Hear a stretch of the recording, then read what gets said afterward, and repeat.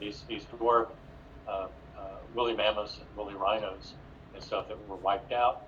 They then basically coast top all the way around.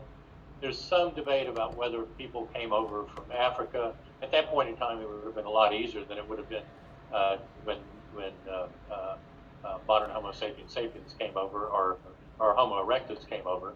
But there's some possibilities there.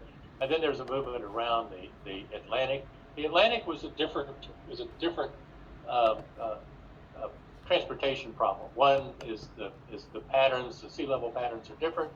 The tides are much higher. There's stronger currents than you see in the Mediterranean.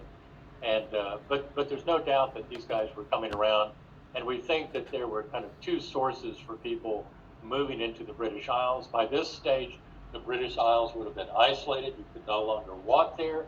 You could walk there in the Mesolithic period, in the early part of the Mesolithic period, but at some point in time, this whole area flooded. This area out here in the North Sea here was known as Doggerland, and there are lots of Mesolithic sites that have been recovered from dredging operations out in this area, now totally flooded. But at some point in time in the Holocene, probably around 7 or 8,000 BC, this area began to flood significantly. So we do have these two clearly.